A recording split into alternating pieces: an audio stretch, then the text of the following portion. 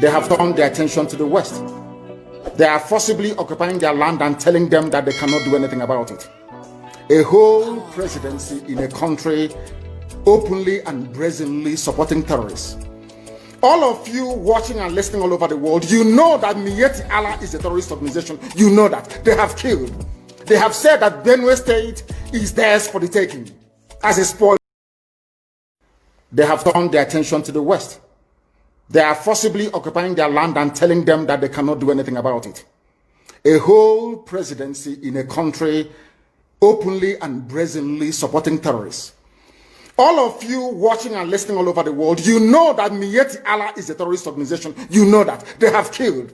They have said that Benue State is theirs for the taking as a spoil of war. All of you are aware of it. You know what they are doing. Anywhere you have Fulani headsmen, terrorists for that matter, they tell you, oh, they are pastoralists.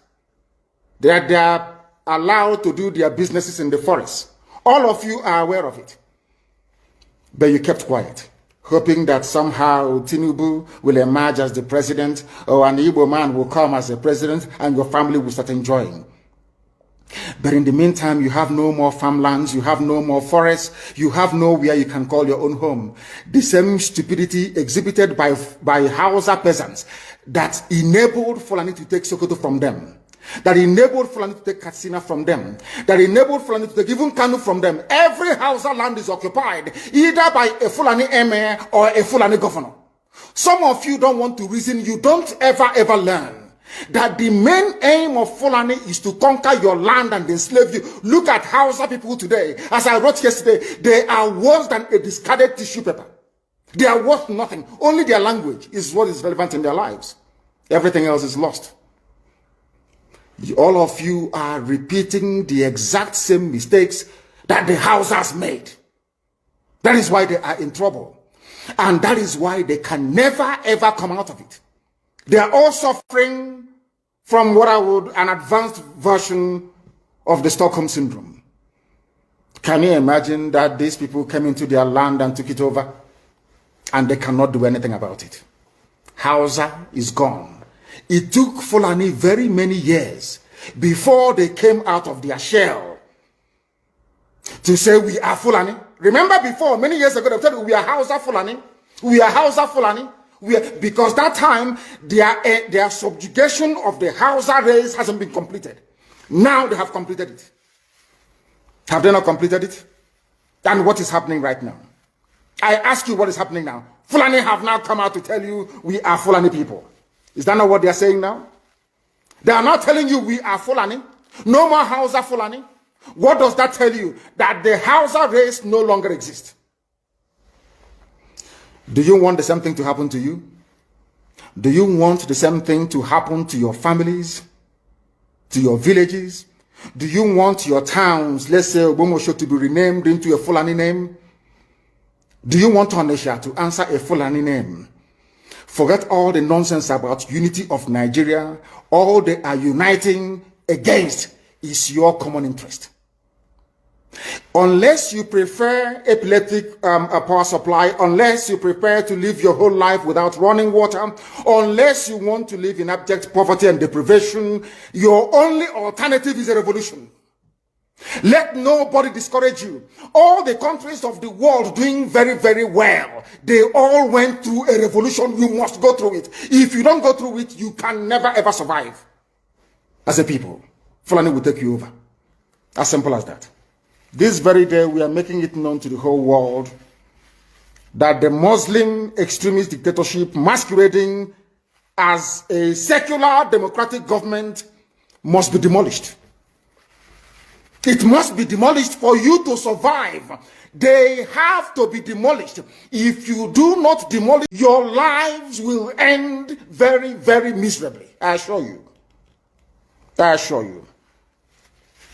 The zoo is on its knees. Everybody knows that the zoo called Nigeria is on its knees. Who doesn't know that? Everybody knows. Nothing is functioning. You are all aware of it. When they say go and register for NIM or whatever, NIN or whatever rubbish is called, all of you trooped out without legislation, without any laws. Fulani can control you however they like. Once they announce it, Yoruba newspapers very foolishly and stupidly will support them because they want Tinubu as the president. And you are all dying every blessed day. You are all dying every day. Had you people risen up to say that what is happening in Nigeria is bad, there is no way that Fashoranti's daughter will not be alive today. That is the price you pay for duplicity. That is the price you pay for treachery. That is the price you will continue to pay until you rise up and say enough is enough. It is up to you to do it. You did it during NSAS. You can do it again. Can you imagine Fulani people telling you, if you remove Fulanis from Yoruba forest, imagine Fulani telling you, if you remove them from your ancestral lands, there will be war, and you are panicking. And you have not asked yourself, why are they not saying the same thing about the East? Why did they not say to Eastern Security Network? Why did they not say to me, if you don't stop evacuating Fulani terrorists from the forest, there will be war? Because they know. They understand psychologically that you don't have what it takes to resist them. Do you know why Borno State is still alive? Why you still have the Kanuri people in Borno today? Was because they resisted the Fulani centuries ago. You have to go back to history to understand how Nigeria came into existence. Fulani has been expanding from day one, from Senegambia. All the way from Senegambia, they've been expanding, and now they are in Okigwe. All the way from Senegambia. They are now in Okigwe. And you're asking us to somehow fold our hands and keep quiet because of 2023, because one idiot is going to come out to become a president, because of that rubbish, because of that nonsensical notion, we should fold our hands and wait until we are overrun by the Janjaweed from the Sahel. Is that how reasonable people think? Is that how people that wish to survive as a race, is that how they reason? It is very, very shocking that some of you do not understand what the Fulanis have in store for you. Very, very soon it is going to happen. And when it happens, your eyes will clear. And about whom you will see it very clearly. I was warning you. In 2014, 2015, 2016, they said he's a warmonger. He's a warmongering. I went to America and I told World Igbo Congress that this war you are avoiding is going to come to your villages. They said, no, it's not going to happen. What is happening today? When Yoruba was supporting the dead idiot called Buhari, did I not warn them that this evil you're supporting will consume you?